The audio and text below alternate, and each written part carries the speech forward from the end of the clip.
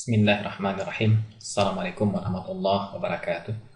Para mahasiswa kimia unsur yang berbahagia, pada kesempatan kali ini, pada pertemuan ketiga, kita akan masuk kepada bahasan tentang bab pertama dalam STEM periodik, yaitu bab apa? Bab 1A ya, golongan 1 atau golongan 1A yang kita namakan dengan grup alkali metal. Gugus golongan alkali ya, logam-logam alkali. Dan inilah bahan yang kita bahas dari grup tren, fitur-fiturnya, kelarutannya, kemudian garam-garamnya, dan kemudian ada amonium sebagai pseudo alkali dan aspek biologi. Ini akan kita bahas pada pertemuan ini insya Allah. Dan bukunya sebagaimana saya sampaikan, kita akan banyak menggunakan buku dari Rainer Canham ini, Descriptive Inorganic Chemistry, dan untuk ini kita masuk pada bab 11 di sana. Nah, dalam pengantar ini adalah unsur golongan 1A ya, golongan 1A di mana kita mempunyai lithium, natrium, kalium, rubidium, cesium, dan francium. Ini adalah golongan 1A tersebut. Dan logam-logam ini biasanya ya, kalau orang lain dulu menganggap logam dan kita semua menganggap logam adalah tidak reaktif dan berat ya, padat, berat ya. Kemudian tapi alkali metal, logam-logam alkali ternyata berlawanan dengan sifat yang umum ini, di mana mereka itu mempunyai low density, jadi densitasnya kecil, massa jenisnya kecil. Artinya apa? Itu ringan, logamnya ringan, dan very high chemical reactivity, dan mempunyai reaktivitas yang tinggi. Jadi bertolak belakang dengan sifat umum dari logam, yaitu pertama dia tuh logam itu biasanya berat, maka alkali tidak, dia ringan. Yang kedua, kalau logam secara umum itu bersifat tidak reaktif, kita punya besi, aluminium, tembaga yang dipakai rangka bangunan, kita sangat lazim menemui itu semuanya ya, dan mereka stabil, relatif stabil walaupun berkarat, dan itu dikatakan tidak reaktif. Tapi logam alkali tidak demikian. Jadi walaupun sama demikian, sama-sama logam alkali ternyata mempunyai reaktivitas yang tinggi. Kita masuk kepada bagian introduction. Alkali metal cations are extremely difficult to reduce to get metal. Jadi logam-logam alkali ini amatlah susah untuk direduksi dari oksidanya atau apalah garam-garamnya ya, untuk kita mendapatkan logam-logam. Jadi kegiatan reduksi saudara-saudara semuanya dalam biji-biji logam itu umum sekali. Sebagai contoh misalnya besi. Besi ini tidaklah kemudian ada di alam begitu saja. Jadi besi itu terdapat dalam bentuk biji besi. Maka biji besi ini punya formula mungkin Fe2O3, Fe dalam keadaan teroksidasi mungkin Fe3+. Dan kita butuh besi. Apa itu besi? Besi yang kita pakai ini. Nah, besi ini adalah besi yang memiliki formula Fe0. Jadi dari pilox 3 plus menjadi 0 itu reaksinya reaksi reduksi. Dan itulah yang digunakan orang dalam hal tanur-tanur besi ya. Ketika orang mengolah besi dari biji-bijinya tersebut untuk mendapatkan besi, orang menggunakan proses tanur tinggi dan proses reduksi bisa terjadi. Orang-orang dulu sudah melakukan itu. Artinya prosesnya masih proses-proses yang mudah dalam beberapa aspek. Tapi logam-logam alkali tidak demikian. Mereka dalam bentuk garamnya itu, untuk kalau kita ingin mendapatkan logamnya dari garamnya. Jadi saya punya garam sekarang ya, garam KOH. KOH ini senyawa ionik. Senyawa ionik K+ dan OH-. Nah, ini basa ya, basa tapi ini bukan senyawa ionik. Ini adalah basa, ini bukan garam. Dan dia itu bersifat ionik, di mana ion K+ dengan anion OH-. Dan wujudnya seperti ini sekarang. Dan amat susah orang untuk mendapatkan K dari ini ya, ion kalium dalam bentuk KOH ini ada, tapi Anda ingin mendapatkan bentuk yang K saja. Ini K artinya iya, apa ini logam potasium, kalium dalam minyak. Ini minyak, ini bukan air. Nah, ini Anda mendapatkan ini. Ini dalam bentuk powder KOH ini, dalam bentuk kristal-kristal KOH untuk menjadi sebuah logamnya yang seperti ini. Maka ini pekerjaan yang sulit. Kenapa sulit? Ya banyak aspeknya. Mungkin gara-gara aktivitas dari kalium sendiri yang sangat-sangat aktif, maka perlu treatment yang spesial untuk itu dan lain-lainnya. Nah, ya juga termasuk di angka reduksi ini ya, di angka reduksi yang sangat min 2,93 ini berarti dia mempunyai potensial reduksi yang negatif sekali, sehingga kalau Anda ingin mereduksinya merupakan hal-hal yang sangat sulit sekali. Nah, ini alasannya ya. Jadi ketika kita belajar tentang potensial elektroda, kalau kita mempunyai potensial reduksi yang negatif seperti ini bukanlah hal yang mudah terjadi, sulit terjadi. Maka ini kemudian menjadi alasan kenapa kation-kation logam alkali sangat sulit untuk direduksi menjadi logamnya. Tapi kemudian pada tahun 1807 seorang ilmuwan Inggris bernama Davy itu sukses mengelektrolisis larutan KOH KOH cair untuk mendapatkan logam alkali yang pertama. Dan inilah kira-kira sistemnya. Di mana KOH cair di sini ada K+ dan OH- di sini anion dan kation. Dan ini adalah elektrodanya, baterai, dan inilah sistem elektrolisis. Dan kita akan mendapatkan pada bagian katoda tempat terjadinya reduksi apa itu K+ menjadi kalium, logam kalium. Nanti logam kalium akan berada pada bagian katoda, dan pada bagian anoda nanti akan ada logam ini nih, oksigen. Jadi ini reaksi yang terjadi ketika OH- mengalami oksidasi menjadi O2, melepaskan 2 elektron, dan nanti Anda bisa selesaikan ya. Dan ini kemudian menjadi reaksi elektrolisis yang membawa Davy sebagai penemu pertama dari logam alkali. Kemudian setelah semuanya, maka datanglah kemudian seorang Prancis yang bernama Curie. Dia seorang ibu-ibu ya. Ini dia sedang eksperimen di laboratoriumnya. Dan pada tahun 1939, kemudian dia juga berhasil mengisolasi. Isolasi itu artinya memisahkan dari kumpulannya yang lain-lain. Apa itu? Alkali metal yang kedua. Yang ternyata hanya adanya alkali ini dalam keadaan radioaktif isotop, yaitu francium, di mana dengan jalan mempurifikasi, memurnikan sampel-sampel dari lanthanum yang mengandung actinium. Jadi begitu ya. Jadi ketika dia melakukan mengambil sampel lanthanum yang di mana actinium juga ada di sana, dan secara kebetulan kemudian dia berhasil mendapatkan isotop radioaktif yang lain yang bernama francium, yang dikasihnya nama kemudian francium. Nah, kemudian kalau Anda melihat di sini namanya francium ya, kita bisa melihat kurang lebih sama dengan French di sini nih, Prancis. Jadi waktu itu ada semacam rivalitas antara negara-negara ini ya. Jadi ketika British, orang Inggris pertama menemukan alkali, maka waktu itu orang-orang Prancis menjadi kurang nyaman, dan kemudian mereka melakukan eksperimen kerja keras, dan akhirnya mereka sukses. Dan ketika itu dapat logam baru tersebut, dapat logam alkali yang baru yang kedua tersebut dapat, mereka kasih nama dengan nama negaranya. Karena mereka orang Prancis ingin menyaingi negara Inggris yang sukses dengan isolasi potasium pertama. Baik, kemudian saudara semuanya, kita lihat pada slide keempat ini adalah kecenderungan dari grup. Jadi dalam golongan ini kita lihat bagaimana pula kecenderungan periodik mereka. Maka kita bisa melihat yang pertama, all the alkali metals are shiny.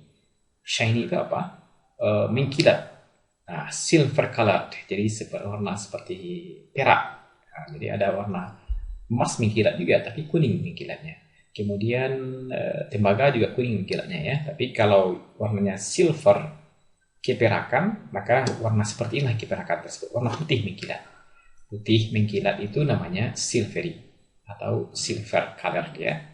Dan have high electrical and thermal conductivity. Jadi inilah mereka semua, lithium, sodium, potasium, rubidium, cesium, francium. Nah, kecuali francium, mereka ini adalah silver colored semua ya. Semuanya berwarna mengkilat keperakan. Perak mengkilat seperti ini. Dan itu sifat yang umum bagi logam-logam. Jadi mayoritas logam memang mengkilat silvery semuanya. Yang kedua, mereka memiliki electrical and thermal conductivity. Jadi dalam hal daya hantar panas, daya hantar listrik, mereka ini bagus dan itu sifat logam secara umum. Dan itu pula kemudian menempatkan kita pada posisi untuk menempatkan mereka pada golongan logam-logam. Jadi pada kategori logam-logam karena mereka memang electrical and thermal conductivity. Jadi sesar semuanya ada banyak karakter ataupun sifat-sifat dari suatu unsur untuk kita kemudian mengatakan mereka logam ataupun non logam. Dan satu buah parameter yang universal untuk orang mengkategorikan suatu unsur adalah logam atau non logam adalah kalau dia memiliki konduktivitas listrik. Jadi kalau dia bisa menghantarkan listrik, itu fix dia itu adalah logam. Sebaliknya, kalau tidak, maka dia adalah non-logam. Maka sekarang kita mempunyai logam alkali yang ternyata memang bersifat logam karena memang dia mampu untuk menghantarkan arus listrik. Nah, ditambah pula dari segi performance-nya, tampilan fisiknya juga demikian mendukung karena dia adalah silver color ini ya, silvery, putih menjilat, itu memang sifat tampilan dari logam-logam secara umum. Saudara semuanya, tapi ada but di sini ya. Dia also very atypical. Mereka itu sangat agak berbeda lah dengan yang lainnya, dengan logam-logam secara umum. Apa perbedaannya? Mari kita lihat pada gambar di sini. Ini sebuah logam alkali yang yaitu lithium, di mana kita mampu untuk memotongnya seperti memotong kentang di rumah ya, memotong kentang di dapur, maka kita bisa potong dengan pisau seperti ini. Ini tak lazim bagi logam secara umum kan logam keras, mana mungkin dipotong dengan pisau ya, susah. Tapi logam alkali, Anda lihat sendiri, dia bisa dipotong-potong dengan pisau. Artinya ini logam adalah logam yang lembut, kemudian lembut ya, sehingga bisa bersifat seperti ini. Dan temanya di bawahnya ada kalium, bahkan seperti mentega. Ini kalium dalam gelas, di mana dia ada minyak di dalam. Ini dia sekarang ya, dalam minyak. Dan itu kemudian seperti kita lihat bagaimana mentega. Anda bisa mengkuas mentega, bisa membentuk macam-macam mentega, dan begitulah logam potasium. Nah, begitu. Jadi alkali metal ini sangat-sangat lembut, dan they become softer as one progress down the group. Jadi kalau ternyata dari atas ke bawah, ternyata makin lembut. Jadi lithium, sodium, potasium, rubidium, cesium ini makin ke bawah ini makin lembut dia, makin lunak dia. Inilah sifat dari hal yang menarik dari logam alkali yang membedakannya dengan logam-logam lain secara umum. Dan kalau tadi dari segi kekuatan, kekerasannya, sekarang mari kita lihat dari segi aspek melting point, sifat fisikanya ya. Jadi selalu dalam buku ini diurai bahasan dimulai dari bahasan tentang sifat fisik, baru kemudian sifat kimia. Nah, seperti kekerasan, melting point, boiling point, density, itu adalah berhubungan dengan sifat fisika. Sekarang kita bahas bagaimana pula melting point, titik leleh dari logam alkali ini. Nah, sekarang kita lihat lithium, natrium, kalium, rubidium, cesium, ini dari atas ke bawah. Alkali dari atas ke bawah dalam sistem periodik. Dan ternyata melting point-nya makin ke bawah ini makin turun, makin kecil ya, makin kecil. Dan saudara semuanya, karena kita adalah logam, sesungguhnya ini adalah bentuk tatanan atom-atom dalam logam, maka ini yang kemudian akan Anda bubarkan. Jadi ketika melelehkan itu sama dengan mengubah formasi dari atom-atom logam. Ini atom logam sekarang kan, kalau seperti ini jelas dia padat. Tapi kalau Anda bisa dia bubar sedikit, bubar nantinya, maka dia akan menjadi cair. Cair. Dan kalau bisa Anda bubarkan lebih lanjut lagi, akan menjadi gas dia kan. Nah, artinya antara satu partikel atom dengan partikel-partikel logam yang lain itu tidaklah tarik-menarik dengan kuat. Mereka tidaklah saling berhubungan dengan kuat. Artinya apa? Kita bisa katakan juga bahwasanya ikatan logam yang membuat mereka saling bersama-sama sekarang. Jadi ikatan logam itu adalah antara ini ya. Jadi kalau saya punya logam sekarang, maka yang ada kecil-kecil ini itu adalah elektron. Jadi tarik-menarik antara proton antara inti atom, antara kation-kation dengan elektron valensi yang ada di sini, yang kecil itu adalah elektron valensi. Ingat, itu ikatan logam ya, dari ikatan logam. Maka tidaklah kuat untuk kasus ketika dia turun ke bawah. Jadi makin ke bawah, tarikan ini mungkin tidak kuat. Dan susah semuanya, saya kira Anda kemarin juga sudah saya kasih tahu ya, tentang bagaimana pola kecenderungan pada ikatan logam ketika dia dari atas ke bawah. Apakah makin kecil atau makin besar? Artinya,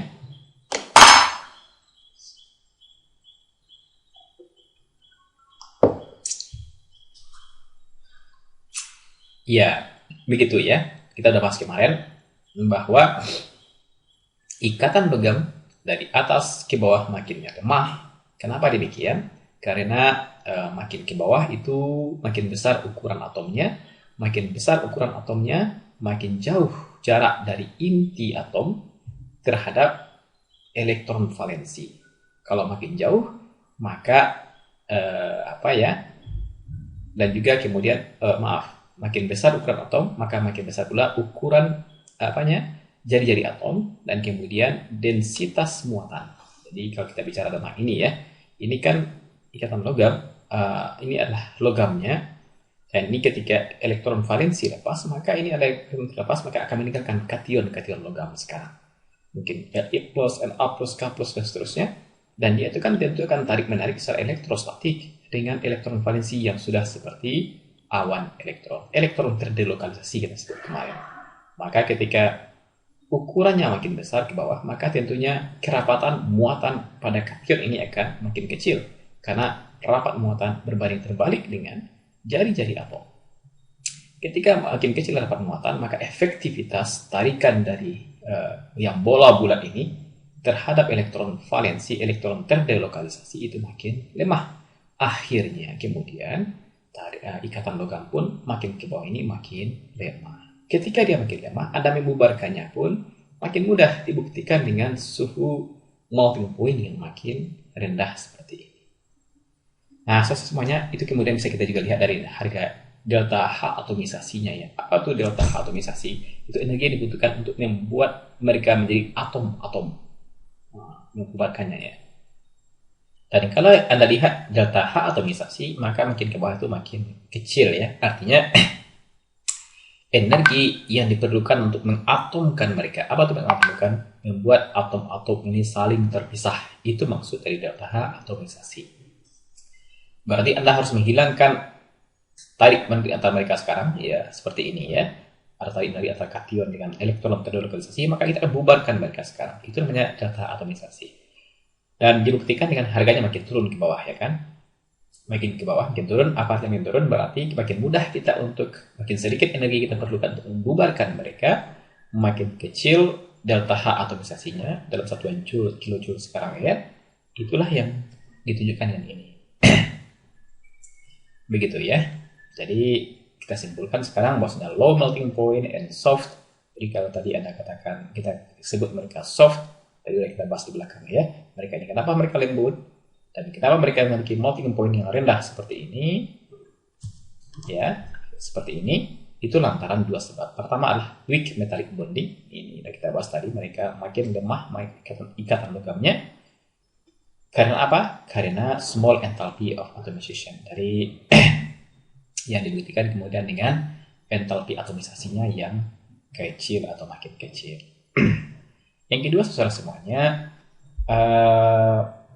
kita lihat sekarang ya gunanya lagi ya. Jadi kalau Anda lihat sekarang delta atomisasi logam secara umum itu adalah 400 sampai 600 kilojoule. Jadi kalau Anda membuat atom-atom logam secara umum bisa bubar, ya, berubah menjadi gas dari logamnya gitu ya, maka Anda memerlukan energi yang sekitar sini nih. Sekitar sini. Jadi ketika Anda ubah ya logam dari padat jadi gasnya, itu butuh energi 400 sampai 600 kilojoule per molnya. Tapi ini rendah ya. Maka saya punya ini nih, aplikasi dari sifat ini. Aplikasi yang logam yang high thermal conductivity. Kita udah bahas tadi bahwasanya logam alkali juga bersifat seperti logam yang lain dalam hal konduktivitas listrik. Dan dalam hal ini dia adalah high thermal conductivity. dan juga low melting point of natrium. Jadi ini kita fokus pada melting point yang rendah 98 ini, maka dia ini digunakan kemudian sebagai material heat transfer, material transfer panas pada nuklir, reaktor nuklir. Ini adalah reaktor nuklir. Ini gambar kubah-kubah seperti ini menunjukkan reaktor nuklir di sana, dan ternyata orang menggunakan logam natrium. Alasannya dua. Pertama, dari aspek konektivitas dia bagus, dari segi melting point dia rendah. Kenapa demikian? Kok harus demikian? Ya, tentu saja alasannya adalah pertama, kenapa kita perlu thermal conductivity? Ya, karena tentunya kita akan menghasilkan panas di sini yang digunakan nanti untuk menghasilkan listrik. Maka akan ada panas yang akan dihasilkan dari reaksi inti di dalam reaktor, itu akan disalurkan kepada boiler atau apa nanti ya, yang akan menghasilkan steam atau uap air yang akan menggerakkan turbin untuk menghasilkan energi listrik. Itu high thermal conductivity. Jadi konduktivitas thermal digunakan untuk menghantarkan panas ketika reaksi nuklir dihasilkan. Reaksi nuklir itu reaksi inti, reaksi fisi dari uranium, yang itu akan menghasilkan panas yang akan dibawa oleh konduktor panas, dalam hal ini adalah logam natrium. Tapi saudara semuanya, karena reaksi inti itu reaksi yang sangat dahsyat, reaksi yang tidak terkendali dengan energi yang sangat besar dihasilkan, maka bisa berbahaya ini reaktor nuklir kalau demikian. Bisa meledak dia kan, karena reaksi yang sangat-sangat bahaya, sangat eksplosif gitu ya, sangat kejam reaksinya. Maka untuk menghindari itu, kita perlu semacam katup tombol otomatis. Jadi ketika reaksi udah mulai biar, maka hendaknya ada semacam kontrol otomatis yang itu langsung menghentikan reaksi. Dan itu diperankan oleh logam natrium. Jadi ketika suhu udah mulai panas di sini, jadi logam natrium karena suhu udah mulai panas di sini, mungkin udah mulai 100 derajat. Ketika terjadi itu ya, maka apa terjadi? Maka natrium akan meleleh. Dia akan meleleh, akhirnya dia proses konektivitas thermal pun terhenti ketika ini sudah meleleh. Karena yang kawat penghantarnya udah nggak ada lagi, udah meleleh. Maka tentunya dia akan langsung otomatis stop. Sehingga kemudian panas berlebih pun itu kemudian akan bisa dikontrol ketika adanya peran dari sebagai kontrol panas otomatis dari natrium dengan jalan melelehkan dirinya pada suhu 98 derajat Celcius ini. Dan selesai semuanya, kita mempunyai low density ya. Mereka adalah low density, jadi banyak sifatnya ya. Yang sekarang kita lihat tentang mereka low density. Rendah density-nya, massa jenisnya rendah, yaitu 0,53 sampai dengan segini. Dan kalau Anda lihat, ini density-nya itu adalah 0,53. Kalau kita bandingkan dengan densitas air, rho air, massa jenis air itu sama dengan 1 gram per mililiter atau gram per centimeter kubik. Kan itu air ya. Apa artinya nih? Kalau 1 banding 0,53 berarti ini setengah dari densitas air. Ini lithium setengah dari densitas air. Dan ini kemudian menjadi ide bagi orang, walaupun tidak terlaksana ya. Tapi secara ide orang pernah memikirkan bagaimanakah bodi dari kapal ini supaya dibuat dari logam-logam yang lebih ringan daripada densitas air, lebih ringan dari air ya, sehingga dia tidak tenggelam dalam air. Begitu. Jadi kalau naik pesawat, kita cemas dengan pesawat jatuh kan. Kalau naik motor, naik mobil, kita cemas dengan tabrakan dari darat. Tapi kalau naik kapal, kita cemas dengan tenggelam kapalnya ya. Maka supaya ada kapal yang tidak bisa tenggelam, maka bisa dibuat. Cara apa? Cari logam-logam di sini yang lebih ringan daripada air, yang lebih kecil rho-nya daripada rho air. Dan itu sebenarnya dipenuhi oleh logam lithium. Jadi kalau kapal ini dibuat dari bangkai bodi kapal dibuat dari lithium, sesungguhnya dia itu tidak akan tenggelam dalam air. Tapi tidak terrealisir ya gara-gara faktor yang di bawah ini. Karena dia sangat reaktif dengan air, nanti kita bisa lihat reaksi kimianya ya, sehingga membuat dia urung digunakan sebagai bodi kapal yang tak bisa tenggelam ini. Dan kalau logam secara umum ini lagi-lagi kita bedakan dengan logam secara umum ya. Kalau kita logam secara umum, semuanya pada tenggelam dalam air ya. Logam-logam secara umum pada tenggelam dalam air. Dan itu disebabkan karena semuanya memiliki density pada range 5 sampai 15. Ini. Sementara mereka ini kisaran 1 malah ya. Setengah sampai dengan 1,9 sekarang. Yang menunjukkan mereka memiliki density yang rendah, bahkan lebih rendah pada air, sehingga mereka sebagiannya mengapung dalam air. Seperti litium, natrium, kalium ini mengapung dalam air. Nah, kalau logam lain para tenggelam dalam air. Faktor density. Karena logam-logam alkali ini reaktif, dia mudah bereaksi dengan lain, maka Anda perlu menyimpannya di dalam minyak ya. Ini adalah minyak tanah kah misalnya, di mana hidrokarbon yang membuat dia kemudian terhindar dari reaksi dengan udara ya. Apakah reaksinya dengan oksigen nantinya, dengan CO2 bahkan bisa jadi ya, bahkan dengan gas-gas yang lain, maka dia bisa bereaksi. Maka untuk menghilangkan potensi reaksi, orang menyimpannya dalam minyak seperti ini. Yaitu kalau dia terekspos ke udara, maka a thick coating of oxygen product covers the lustrous surface very rapidly. Jadi dia mudah bereaksi dengan yang lain, dan kalau dengan oksigen bagaimana? Maka dia akan bereaksi langsung dengan oksigen dalam bersamaan reaksi ini, menghasilkan Li2O, dan Li2O pun kemudian mampu bereaksi dengan CO2 menjadi lithium karbonat. Nah, ini reaksi antara logam-logam ini di mana kita lihat mereka reaktif dengan oksigen dan sangat reaktif dengan oksigen. Dan logam lain ini juga reaksi logam-logam yang lain juga bisa bereaksi dengan oksigen, tapi tidak secepat reaksi dari alkali ini. Kemudian dengan non-logam pun mereka bereaksi. Contohnya apa sekarang dengan klorin, bagaimana natrium cair dengan klorin gas bisa menghasilkan garam NaCl, sebagaimana dalam video ini ya. Anda lihat video sekarang reaksi antara logam natrium dengan Cl. A small piece of sodium metal is placed in a flask containing yellow chlorine gas. Ya, ini gas klorin di dalamnya dimasukkan The ke dalam. flask also contains sand to prevent the heat which will be generated by the reaction from cracking the glass. Iya, kemudian masukkan logam alkali ke dalamnya.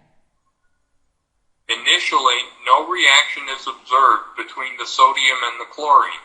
Awalnya The tidak ada reaksi. reaction will be initiated by adding a drop of water to the sodium. Iya, kemudian kita patik dan namakan air, maka kemudian akan terjadi reaksi yang sangat dahsyat antara natrium dengan gas klorin ya, dan reaksi yang seperti ini. Dan Anda lihat endapan putih ini adalah garam NaCl. Dramatic reaction with water. Jadi logam-logam alkali ini juga memiliki reaksi yang cukup dramatis dengan air ya, reaksinya yang reaktif dengan air, dan itu kemudian orang mengatakannya sebagai super metal. Jadi logam yang super karena dia punya reaksi yang reaktif dengan air. Dan tak lazim ya kalau logam-logam dengan air, bahkan air ya berhujan berpanas itu hanya lazim bagi logam-logam kan, apalagi logam-logam untuk bangunan dan sebagainya. Tapi kemudian ada logam-logam yang ternyata sangat reaktif dengan air, dan itu ditunjukkan oleh logam-logam alkali sekarang. Nah, ini ada video di mana Anda bisa melihat bagaimana apa yang terjadi pada logam alkali, litium, natrium, kalium ketika kita masukkan ke dalam segelas air seperti ini. Di mana nanti reaksi yang terjadi itu adalah kalium atau logam alkali yang lain ditambah dengan air menjadi kalium hidroksida atau litium hidroksida, metal hidroksida nantinya ditambah dengan gas hidrogen yang keluar. Mari kita lihat. Add it to the water. Nah, ini logam litium sedang dimasukkan ke dalam air. We can see some bubbling. Anda lihat That it's reacting. dia kemudian bereaksi Gas dengan bubbles air. that are forming Ada are gas-gas hydrogen yang gas. keluar. Itu adalah gas hidrogen yang keluar ya. Gas hidrogen yang keluar sesuai dengan persamaan reaksi di bawah ini. Perhatikan bagaimana kecepatan reaksinya relatif terhadap teman-temannya yang lain.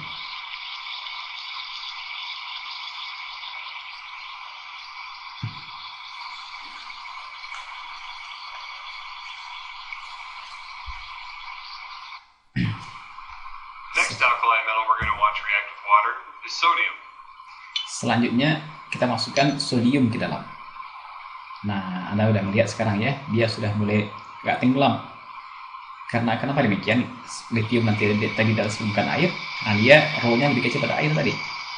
Nah, inilah reaksi dari sodium dan air. Quite a bit more reactive than the lithium. Dan Anda lihat, Another interesting thing that sodium does is it forms a sphere on the Anda surface bisa of the lihat water. bagaimana reaktivitasnya lebih tinggi dibandingkan logam lithium yang pertama.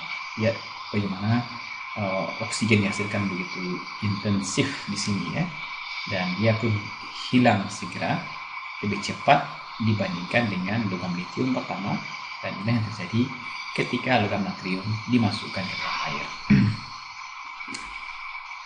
Ya, sama-sama menghasilkan gas hidrogen dan juga membuat lautan menjadi putih. Itu adalah lautan dari natrium hidroksida. You can even hear how much more reactive the sodium is.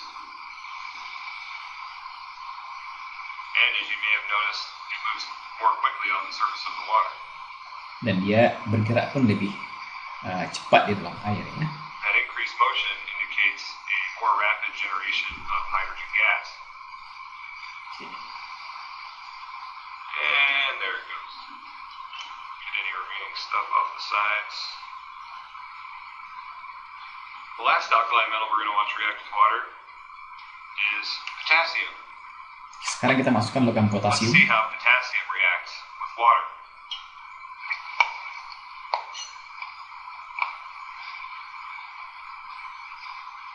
Iya, Anda bisa melihat bagaimana dia bahkan menampakkan api sekarang ya. Dalam waktu yang singkat, dia sudah hilang semuanya, berubah menjadi KOH ditambah dengan air, dan bahkan nampak api di sana, bagaimana cepatnya reaksi tersebut. Nah, ini dan perlihatkan kepada kita bagaimana reaktivitas yang makin ke bawah itu makin tinggi pada golongan 1A ini ya, logam lithium, natrium, kalium, itu memperlihatkan kecenderungan demikian. Sifatnya kenapa demikian sudah kita bahas tadi dari segi energi ikatannya ya, yang kita sudah bahas tadi pada slide-slide sebelumnya. Add it to the water. Baik, kemudian kita masuk kepada 11.2 tentang fitur-fitur dari senyawaan logam alkali ya. Jadi kita akan bicara tentang senyawaan dari logam alkali lagi, di mana yang pertama mereka ini memiliki bilangan oksidasi yang umum yaitu +1. Jadi tidak ada kita kenal dengan lithium +2, natrium +2, +3, kalium +4, nggak ada. Sebagaimana nanti logam-logam alkali tanah juga +2, 2 plus, ini +1 ya, +1 ini 2 plus dan seterusnya. Jadi ini +1 ini merupakan yang lazim bagi logam-logam alkali. Jadi kationnya itu dalam bentuk +1. Sehingga kemudian dia akan bentuk karena dia juga elektropositif, maka senyawaan yang dibentuk nanti adalah senyawaan yang ionik dengan elektropositif yang sangat tinggi atau elektronegativitas yang sangat rendah, maka kemudian dia akan membentuk senyawaan ionik dengan non-logam. Jadi senyawaannya ini, dan sekarang kita lihat contoh dari senyawa-senyawa dari logam alkali di mana ion-ion alkali itu bermuatan +1 dan dia ada di paling kiri dalam sistem periodik ya. Jadi dalam sistem periodik mereka ada pada golongan 1A paling kiri dalam sistem periodik. Maka dia mempunyai elektronegativitas yang sangat rendah dibandingkan dengan teman-temannya yang lain, dibanding non-logam terutama. Maka kita melihat di sini perbedaan elektronegativitas yang tinggi antara alkali dengan senyawa-senyawa dengan unsur-unsur lain yang non-logam. Akhirnya itu menjadi alasan terbentuknya senyawa ionik. Jadi senyawa-senyawa alkali, senyawa-senyawa dari logam alkali adalah garam-garam ionik, dan karena senyawa ionik maka dia berbentuk padat. Kemudian mereka stabil karena memang mereka merupakan senyawa ionik. Dan kemudian mereka tidak berwarna kecuali ada anion-anion berwarna yang ada di sana. Nah, di kiri ini adalah warna putih yang kita katakan tidak berwarna tersebut. Dan itu karena logam-logam alkali memang tidak ada kontributornya untuk warna. Dan kalaupun nanti kita mendapatkan kalium kromat yang berwarna hijau, kemudian kalium permanganat yang berwarna purple seperti ini ya, kemudian kalium dikromat, macam-macam warna di sini. Ini bukan karena logam alkalinya yang berwarna, tapi karena anion lain yang berkontribusi untuk warna tersebut. Nah, contohnya sekarang kita punya krom, kemudian punya mangan. Ini adalah anion-anion CrO4-min, CrO4 di sini ya, dan juga MnO4-min. Ini adalah anion-anion yang memiliki warna, Sebentar.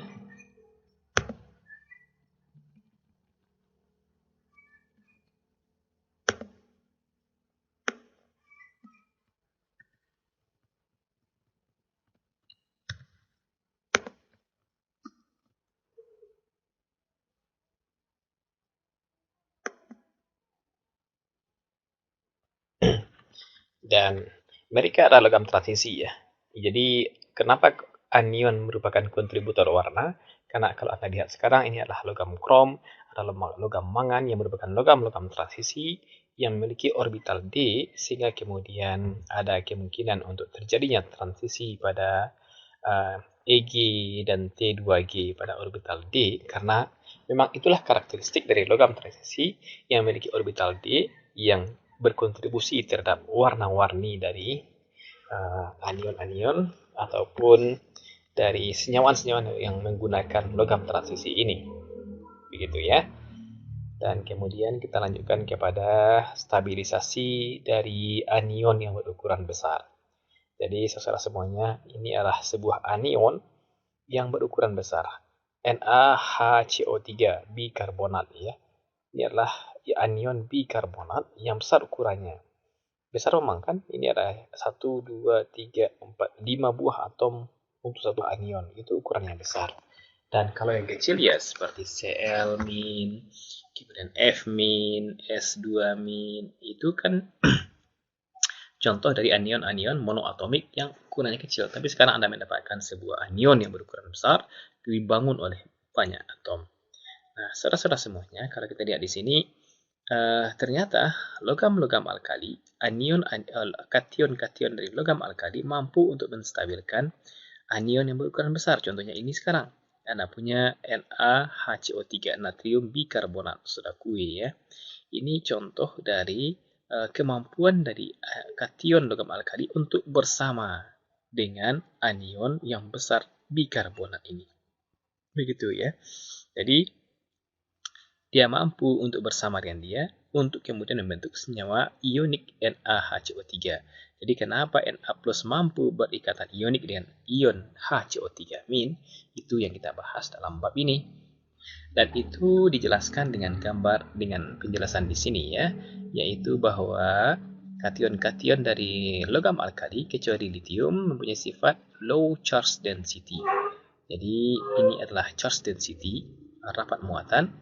Kita namakan dengan rho saja ya, di mana rumus dari rapat muatan itu adalah total muatan dibagi dengan jari-jari ya. Jadi ataupun total muatan dibagi dengan total volume.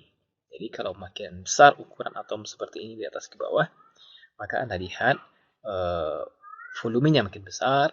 Dan kalau kita pertahankan muatan plus 1 sekarang, saya punya La plus, Na plus, K plus, Rb plus, mereka muatan plus 1 semuanya. Sama-sama 1 plus. 1 plus itu Anda bisa hitung berapa kulom ya. Sekian kulom, saya lupa angkanya. Tapi itu adalah muatan. Dan itu kemudian didistribusikan pada volume atom ini. Volume ion ini. Dan kita lihat ketika makin ke bawah, volumenya makin besar. Untuk itu kemudian kita bisa melihat kerapatan muatannya bagaimana. Ternyata kerapatan muatan makin ke bawah itu makin kecil. Kenapa demikian? Karena muatan yang satu buah tersebut, yang sekian kulom, itu harus kita bagi rata pada volume yang makin besar ini. Jadi kalau begitu, makin kecil volume seperti lithium ini, ion lithium, maka tentunya kerapatan muatan paling besar. Tapi kalau dibuat volume makin besar, tentunya muatan yang satu, yang sama dari atas ke bawah ini sama 1 plus semuanya kan, itu harus dibagi pada volume besar pada Rb plus misalnya, maka tentunya kerapatan muatan pun akan makin kecil.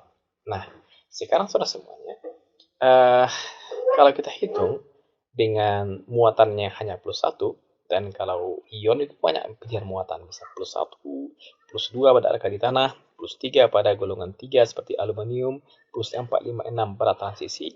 Artinya secara relatif, 1 ini adalah angka yang paling kecil dari segi kerapatan jumlah muatan.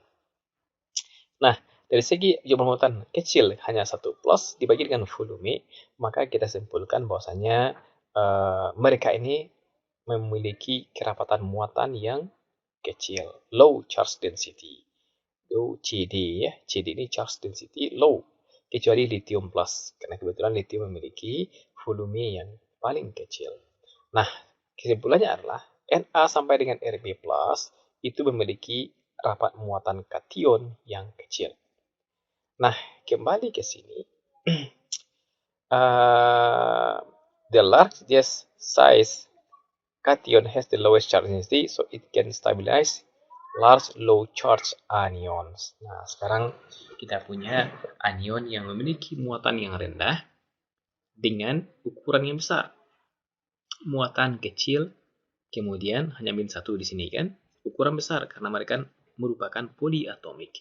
Maka kembali kepada rapat muatan, dan ini kita berlakukan kepada anion, maka rapat muatan anion Na, rapat muatan anion dari bikarbonat ini, HCO3- ini adalah total muatannya, yaitu -1, dibagi dengan total volumenya. Volumenya kemudian Anda lihat harus dibagi rata pada volume atom ini. Maka ini adalah anion yang juga memiliki rapat muatan yang kecil. Nah, sahabat semuanya, sekarang kita punya anion mempunyai rapat muatan kecil, maka dia kemudian ternyata stabil kalau sama-sama dengan kation yang juga mempunyai rapat muatan yang kecil. Dan dulu ya, kita sudah belajar tentang HSAB, hard soft acid base, ya, asam keras basa keras, asam lunak basa lunak. Dan kalau kita bawakan ke sini, maka anion bikarbonat termasuk kepada basa lunak, dan maka dia kemudian akan mudah untuk berikatan dengan kation-kation yang memiliki sifat asam lunak. Asam lunak itu adalah mudah dipolarisasikan, ukurannya besar, charge density-nya juga kecil begitu. Nah, sekarang kita mendapatkan keserasian ya. Jadi anionnya kecil charge density-nya, dan kation pun kecil charge density-nya. Akhirnya mereka serasi. Ketika mereka serasi, maka mereka mau untuk bersama-sama untuk membentuk ikatan ionik. Inilah dia sekarang garam dari potasium hidrogen karbonat tersebut, gitu ya. Jadi Na sampai dengan Cs are the only cations that form solid hydrogen carbonate salts. Jadi si anion bikarbonat ini ternyata hanya mampu berikatan atau membentuk senyawa dengan kation-kation yang berasal dari grup 1A, kecuali lithium, dengan alasan semuanya memiliki rapat muatan yang kecil.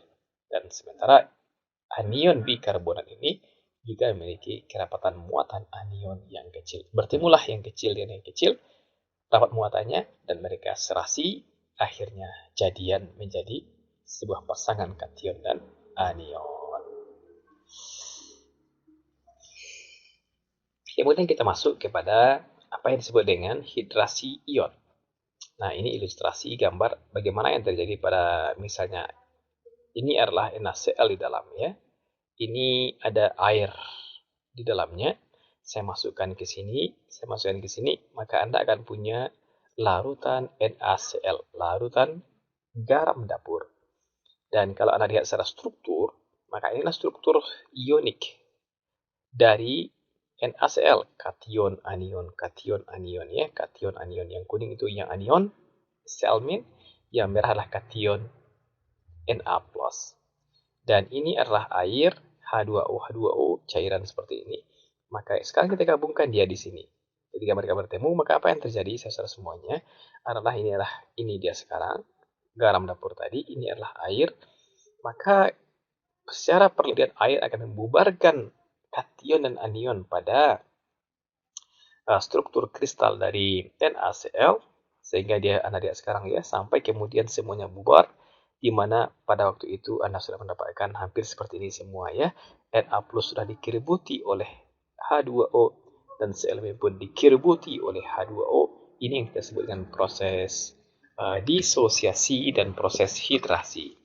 Disosiasi ketika terjadi pembubaran dari Na plus Cl dari bongkahan padatan garam Na plus Cl min, dan hidrasi ketika air sudah melakukan proses menyerubuti kation dan anion tersebut.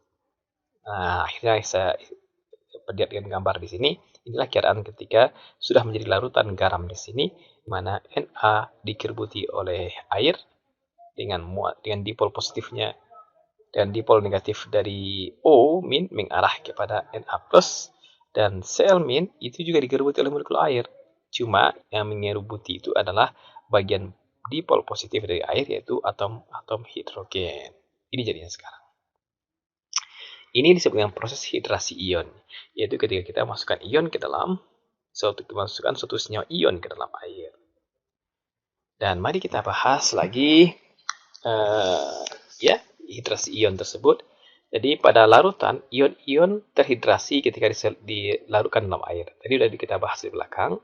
However, this is not always true in the solid phase. Tapi ini nggak selalu benar dalam keadaan fasa padat. Jadi kalau ini kan, nah ini namanya fasa padat ya kan. Ini namanya fatan.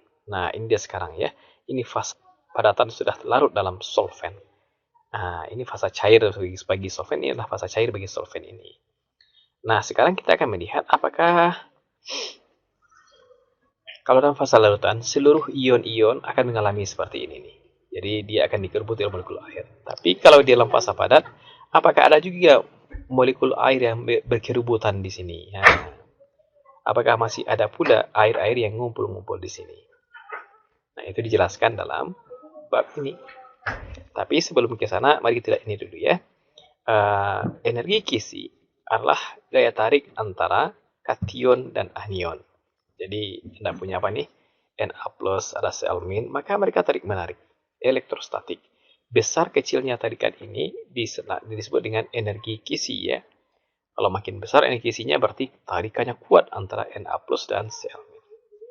Kemudian, charge density dari ion itu sebanding dengan energi Kisinya. Oh, begitu ya. Jadi, kalau Anda punya kation Na plus sekarang, kemudian dengan K plus sekarang ya, maka rapat muatan dari Na plus lebih besar dibandingkan K plus. Maka kalau begitu, kalau Anda punya NaCl dengan KCl, maka energi Kisi ataupun kekuatan tarikan Na plus dengan Cl itu ternyata lebih besar daripada kalau Anda ganti dengan garam KCl. Berarti ini adalah K sekarang ya, K plus di sini sebagai pengganti Na plus, juga dengan garam KCl, maka kekuatan ikatan tarik-menarik energi Kisi antara kation dengan anion di sini bagi Na plus Cl min lebih kuat dibandingkan dengan garam KCl, K plus dengan Cl min. Kenapa demikian? Karena rapat muatan Na plus lebih besar dibandingkan dengan rapat muatan dari K plus. Begitu ya. Begitu ceritanya. Nah, kemudian garam-garam dengan charge density yang besar menyukai mempertahankan dari semua all part of hydrogen sphere in the solid phase. Jadi, kalau rapat muatannya besar, ternyata garam-garam, berarti garam dalam fasa padat sekarang, maka mereka menyukai untuk menahan air pada permukaannya ya, pada dirinya begitu. Sementara garam-garam dengan charge density yang kecil, ion-ion cenderung menjadi tidak terhidrat. Baik, begitu ya. Nah, ini kuncinya sekarang bahwasanya dengan kekuatannya yang besar dalam hal menarik,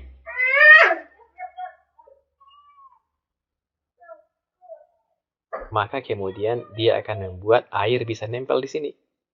Jadi kalau besar, nah ini kan Na plus, Li plus, ini kan rapat muatannya besar. Jadi ternyata dalam hal ini, karena dia dalam hal rapat muatan besar, kekuatan positifnya besar, maka segala sesuatu yang positif, segala sesuatu yang negatif akan dia tarik. Bukan hanya anion yang dia tarik, maka dipol air pun akan dia tarik. Nah, begitu ya. Sementara yang di bawah ini tidak mampu untuk melakukan demikian. Ini dijelaskan di sini ya. Low charge density compared to other metals, maka majority of solid alkali metal salts are anhydrous. Nah, ini rasanya karena rapat muatan dari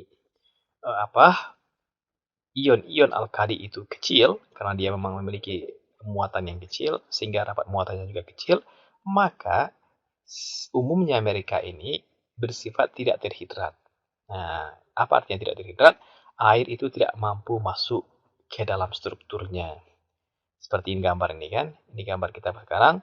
Maka kalau ada air-air di sini, uap air ya, kelembapan udara pada sedekat garam dapur, maka tidak mampu dia untuk masuk ke dalam sehingga ini menjadi basah. Ada air yang hinggap di sini, tidak mampu. Kenapa demikian? Rapat muatannya kecil. Dan itulah kemudian kenapa Anda mendapatkan garam KCl, garam RBCl, garam CSCl itu tidak pernah dijumpai rumus KCl2H2O misalnya, atau RBCl 5H2O, atau CSCl XH2O. Kenapa demikian? Ya, karena air nggak mampu untuk dekat-dekatan sama dia. Karena air sama sekali tidak ditarik oleh mereka, karena mereka nggak mampu menarik. Kenapa nggak mampu menarik kation-kation ini? Karena rapat muatannya yang kecil. Nah, kebetulan yang dua di atas agak pengecualian. Mereka ukurannya kecil, sehingga rapat muatannya juga lebih besar dibandingkan yang 3 di bawah. Akhirnya Anda mendapatkan struktur senyawa ioniknya terhidrat. Ini contohnya sekarang.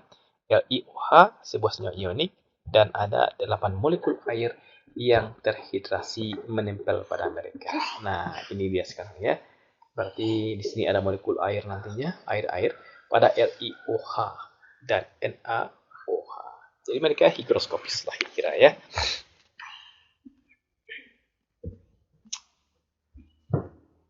Baik. Kemudian ini ada tes nyala ya. Tes nyala flame colors, yaitu warna dari nyala, di mana karakteristik flame color of alkali metal salts in a flame, yang akan menjelaskan bagaimana karakter dari warna nyala dari dari garam-garam logam alkali dalam suatu nyala. Mari kita lihat dulu bagaimana apa yang terjadi ya. Ini flame test, ini api. Kemudian ada apa ini? Ini adalah lithium klorida di sini. Ini logam garam lithium ya, memberikan warna nyala ini merah ya. Na warnanya. Kemudian ini dari potasium klorida, KCl, itu warnanya ya. Kemudian kita ulang lagi. Api. Nah, muncul warna merah dari lithium klorida. Kemudian NaCl warna kuning. Garam KCl warna warna biru sedikit. Nah, inilah warna garam-garam yang dibakar dengan api ya. Ya, itu yang akan mengubah warna api. Nah, kemudian bagaimana kita menjelaskan? Dan kalau dilihat fotonya, yang terjadi ketika garam lithium, nah ini dibuat lithium ion harusnya ya. Karena kita mempunyai garam-garam sekarang. Garam, ingat salt, garam. Berarti kation dan anion. Berarti garam lithium, garam natrium, garam kalium, garam rubidium, garam cesium. Bukan logamnya, ingat. Beda logam dengan ionnya. Jadi Na dengan Na plus beda.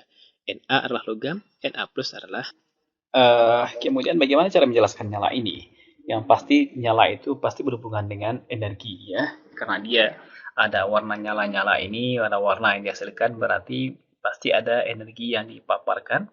Karena warna itu berhubungan dengan panjang gelombang dari energi. Dan kemudian dicoba orang untuk menjelaskan dengan fenomena pada 3s1 dari sodium ini ya. Di atom sodium memiliki rumus 1s2, konfigurasi elektron 1s1, 1s2, 2s2, 2p6, 3s1. Nah, kalau atom sodium itu mengalami eksitasi satu buah elektron di sini ke atas ketika menerima nyala, maka pas dia turun lagi ke bawah, keadaan ground state-nya, maka dia akan melepaskan energi. Dan kebetulan jarak ini sama ini adalah jarak dari antara 3S dan 3P yang itu berhubungan dengan warna kuning. Nah, itulah penjelasan orang kenapa kemudian adanya nyala yang dihasilkan dari sodium ion ini. Mungkin ada pertanyaan nanti, kenapa ini ada 3S1 di sini? Sementara kan dia sudah menjadi ion sodium yang merupakan 3S0 ya. Tapi itu kemudian belum bisa dijelaskan lebih detail kenapa demikian, tapi ini pendekatan yang paling mungkin sekarang untuk menjelaskan fenomena nyala pada beragam logam garam-garam dari logam alkali ini.